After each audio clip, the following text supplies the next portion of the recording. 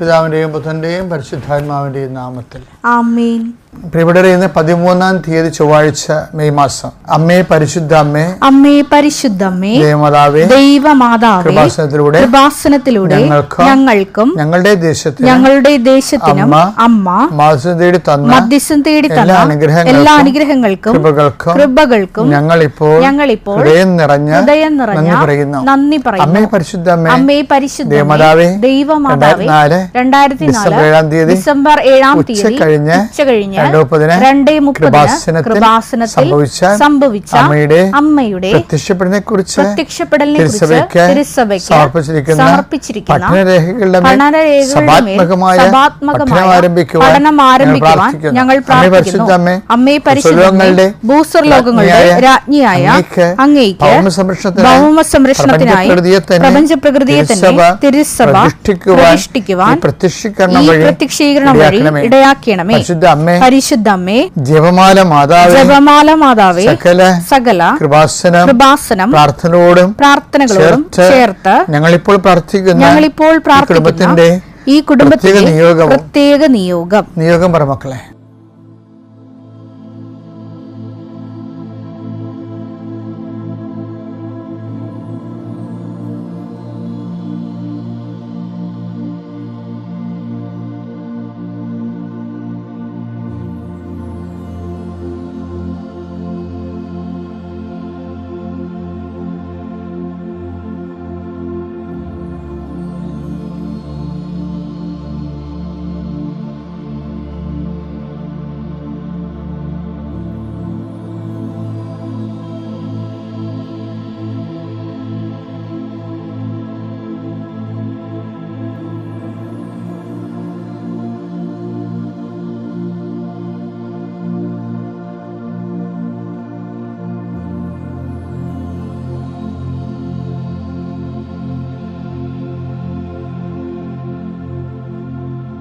അമ്മയുടെ പ്രത്യക്ഷീകരണത്തിന്റെ അനുഗ്രഹവേളയിൽ ഞങ്ങൾക്ക് സാധിച്ചു തരുവാൻ കനിയണമേ.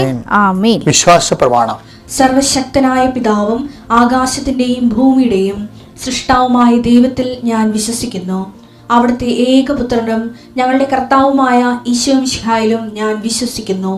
ഈ പുത്രൻ പരിശുദ്ധാത്മാവിനാൽ ഗർഭസ്ഥനായി കന്യകാമറിയത്തിൽ നിന്ന് പിറന്ന് പൊന്തിയോസ് പീലാത്തോസിന്റെ കാലത്ത് പീഡകൾ സഹിച്ച് കുരിശിൽ തറയ്ക്കപ്പെട്ട് മരിച്ച് അടക്കപ്പെട്ട് പാതാളങ്ങളിൽ ഇറങ്ങി മരിച്ചവരുടെ ഇടയിൽ നിന്ന് 3-ാം നാൾ ഉയർത്ത് സ്വർഗത്തിലേക്ക് എഴുന്നള്ളി സർവശക്തിയുള്ള പിതാവായ ദൈവത്തിന്റെ വലതുഭാഗത്തിരിക്കുന്നു. അവിടെ നിന്ന് ജീവിക്കുന്നവരെയും മരിച്ചവരെയും വിധിക്കുവാൻ വരുമെന്നും ഞാൻ വിശ്വസിക്കുന്നു. പരിശുദ്ധാത്മാവിലും ഞാൻ വിശ്വസിക്കുന്നു. വിശുദ്ധ കത്തോലിക്കാ സഭയിലും പുണ്യവാന്മാരുടെ ഐക്യത്തിലും പാപങ്ങളുടെ മോചനത്തിലും ശരീരത്തിന്റെ ഉയർപ്പിലും നിത്യമായ ജീവിതത്തിലും ഞാൻ വിശ്വസിക്കുന്നു. ആമേൻ. സ്വർഗ്ഗസ്ഥനായ ഞങ്ങളുടെ പിതാവേ, അങ്ങയുടെ നാമം പൂജിതമാകണമേ. അങ്ങയുടെ രാജ്യം വരണമേ. അങ്ങയുടെ തിരുമനസ് സ്വർഗത്തിലെ പോലെ ഭൂമിയിലും ആകണമേ. അന്നു വേണ്ടുന്ന ആഹാരം ഇന്ന് ഞങ്ങൾക്ക് തരണമേ. ഞങ്ങളോട് തെറ്റ് ചെയ്യുന്നവരോട് ഞങ്ങൾ ക്ഷമിക്കുന്നത് പോലെ ഞങ്ങളുടെ തെറ്റുകൾ ഞങ്ങളോടും ക്ഷമിക്കണമേ. ഞങ്ങളെ പ്രലോഭനത്തിൽ ഉൾപ്പെടുത്തരുതേ, തിന്മയിൽ ഞങ്ങൾ രക്ഷിക്കണമേ. ആമേൻ. നന്മ നിറഞ്ഞ മറിയമേ, സ്വസ്തി. കർത്താവ് അങ്ങയുടെ കൂടെ സ്ത്രീകളിൽ അങ്ങ് അനുഗ്രഹിക്കപ്പെട്ടവളാകുന്നു. അങ്ങയുടെ ഉദരത്തിൻ ഫലമായി ഈശോ അനുഗ്രഹിക്കപ്പെട്ടവനാകുന്നു. പരിശുദ്ധ മറിയമേ, തമ്പുരാന്റെ അമ്മേ, പാപികളായ ഞങ്ങൾക്ക് വേണ്ടി ഇപ്പോഴും ഞങ്ങളുടെ മരണസമയത്തും തമ്പുരാനോട് അപേക്ഷിക്കണമേ. ആമേൻ. എൻ്റെ കർത്താവേ, നിന്റെ ഉന്നതമായ നാമത്തിന് സ്വസ്ഥം ചെയ്യുന്നു. കർത്താവേ, നിന്റെ വിശുദ്ധ പൗരോഹിത്യത്തെ മഹത്വപ്പെടുത്തണമേ. കർത്താവെ, സഭയിലുള്ള സാന്നിധ്യം പ്രകടമാക്കണമേ. 39 വർഷം ഞാൻ അർപ്പിച്ച കുർബാനയുടെ യോഗ്യതയാൽ കൃപാസനത്താറെ ജീവനോടെ പ്രത്യക്ഷപ്പെട്ട പരിശുദ്ധ അമ്മയുടെ മാധ്യസ്ഥത്തിലെ കൃപാസനത്താറെ നടന്ന 10,000-കണക്കിന് ആരാധന ശക്തിയാൽ ഞാൻ മക്കളെ ആശീർവദിക്കുന്നു. കർത്താവെ, അങ്ങയുടെ മക്കളുടെ ഇന്നത്തെ ജീവിതം, ഇന്നത്തെ യാത്ര, ഇന്നത്തെ സംസാരം, ഇന്നത്തെ കയ്യൊപ്പുകൾ, എഴുത്തുകൾ, കമ്മ്യൂണിക്കേഷൻസ്, സന്ദേശങ്ങൾ പരിശുദ്ധയുടെ മാധ്യസ്ഥത ഈശോയ്ക്ക് സമർപ്പിക്കുന്നു. കർത്താവെ, ഞാൻ നിൻ്റെ മുഖത്ത് നോക്കി നീ നടക്കേണ്ട വഴി ഞാൻ നിന്നെ അറിയിക്കുന്ന അളിച്ച കർത്താവിൻ്റെ വഴി നടത്തലുകളെ അങ്ങയുടെ മക്കൾക്ക് അനുഭവവേദ്യമാക്കി ഇടയാക്കണം പ്രാർത്ഥിക്കുന്നു. കർത്താവ്, ഞങ്ങൾ കണ്ടുമുട്ടുന്ന വ്യക്തികൾ പരിശുദ്ധാത്മാവിൽ നിറയണമേ. ഞങ്ങൾ സംസാരിക്കുന്ന വ്യക്തികൾ പരിശുദ്ധാത്മാവിൽ നിറയണമേ. നിർണായകമായ ജീവിതത്തിന് ആവശ്യമായ നിർണയമായ തീരുമാനം എടുക്കുമ്പോഴേ അതിൻ്റെ മൂന്നാം ആളായി പരിശുദ്ധാത്മാവോടെ ഇറങ്ങി നിൽക്കണമെന്ന് പ്രാർത്ഥിക്കുന്നു. കർത്താവ്, ദൈവത്തിന് അഹിതമായ ചിന്തകൾ, ദൈവത്തിന് അഹിതമായ യാത്രകൾ, ദൈവത്തിന് അഹിതമായ സംരംഭങ്ങൾ ഒന്നും ചെയ്യാതിരിക്കാൻ അങ്ങയുടെ മക്കളെ പിതൃത്വത്തിൻ്റെ സംരക്ഷണവും അഭിഷേകവും നൽകി അനുഗ്രഹിക്കണം പ്രാർത്ഥിക്കുന്നു. എൻ്റെ കർത്താവിൻ്റെ ഉന്നതമായ നാമത്തിൽ നിങ്ങൾ ഉപയോഗിക്കുന്ന വാഹനങ്ങൾ ആശ്രയിക്കപ്പെടട്ടെ. എൻ്റെ കർത്താവിൻ്റെ ഉന്നതമായ നാമത്തിൽ നിങ്ങളുടെ ഫോൺ കോളുകളെ, കമ്മ്യൂണിക്കേഷൻസ്, അതിലൂടെ എത്തിച്ചേരുന്ന നിഗമനങ്ങൾ കർത്താവിൻ്റെ നാമത്തിൽ ആശീർവാദവും കർത്താവിൻ്റെ സ്വർഗീയമായ മുദ്രകളും ലഭിക്കട്ടെ. എൻ്റെ കർത്താവിൻ്റെ ഉന്നതമായ നാമത്തിൽ നീ ഇന്ന് ഫിക്സ് ചെയ്യുന്ന ഡേറ്റുകൾ, നീ പോകുന്ന സ്ഥാപനങ്ങൾ, കർത്താവ് എടുക്കാൻ പോകുന്ന തീരുമാനങ്ങൾ ഒന്നും പിഴവ് പറ്റാതിരിക്കാൻ കർത്താവിൻ്റെ പരിശുദ്ധാത്മാവിൻ്റെ സംരക്ഷണം ലഭിക്കട്ടെ. പരിശുദ്ധ ദൈവമാതാവ് നിൻ്റെ ജീവിത മാർഗങ്ങളെ ആശീർവദിക്കട്ടെ.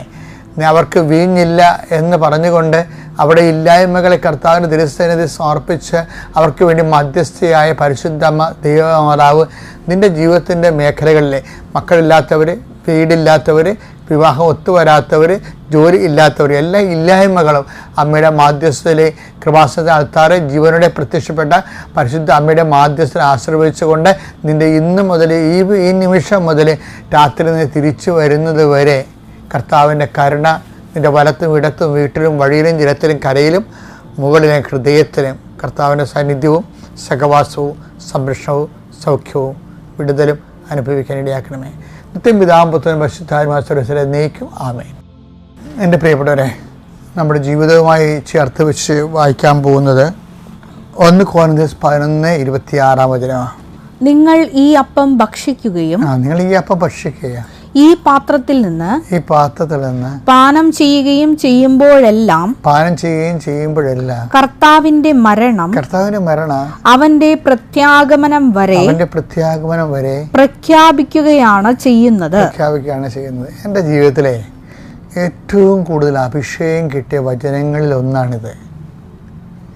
പരിശുദ്ധാത്മാവ് എപ്പോഴും എന്നോട് പറഞ്ഞിരിക്കണ എല്ലാ കാര്യം എന്നറിയാമോ?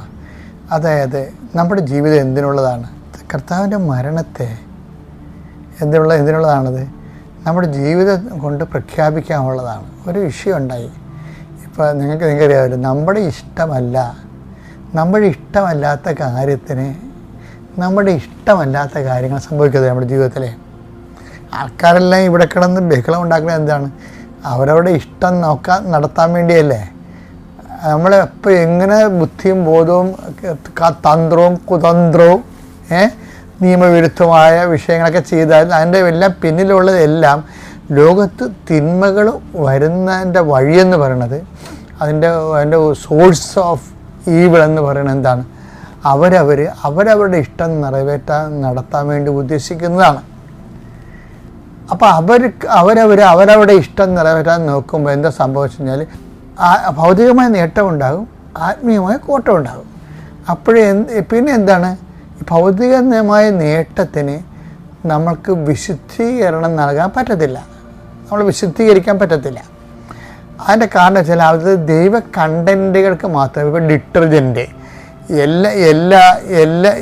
എല്ലാ കെമിക്കലും നമ്മുടെ ഉടുപ്പിൻ്റെ കറ കളയുക, പുതിയ കറ ഉണ്ടാക്കുകയേ ഉള്ളൂ അല്ലേ? അത് എല്ലാ ഉൽപ്പന്നങ്ങളും കെമിക്കൽ. പക്ഷേ ചില ഡിറ്റർജൻറ്റുകൾ ഉപയോഗിക്കുമ്പോൾ കറ പോകും.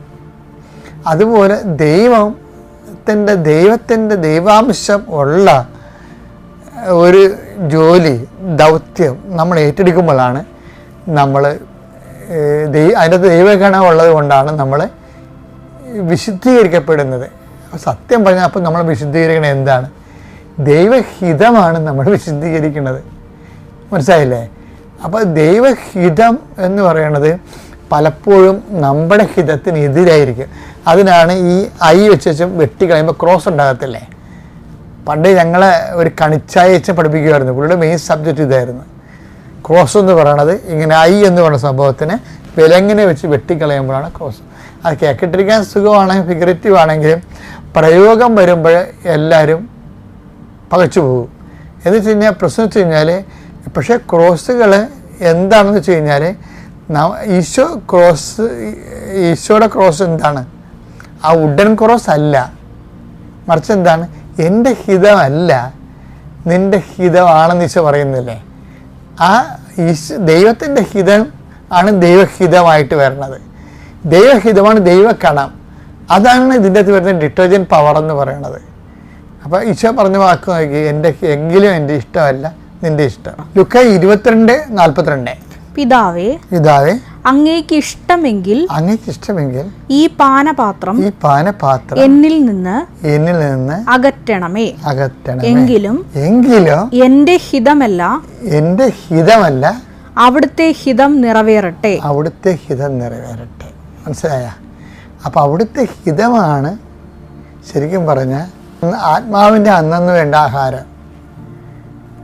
അപ്പോൾ ഒരു ദിവസം ഒരു കാര്യമെങ്കിലും നമ്മുടെ ഇഷ്ടമല്ലാതെ ദൈവത്തിൻ്റെ ഇഷ്ടം എന്ന് വെച്ച് കഴിഞ്ഞാൽ നമ്മുടെ ഇഷ്ടമല്ലാതെ വരുന്ന കാര്യങ്ങൾ ദൈവനാമത്തെ സ്വീകരിക്കുമ്പോഴാണ് അത് ദൈവ ഇഷ്ടമായി മാറണത്. മനസ്സിലായില്ലേ?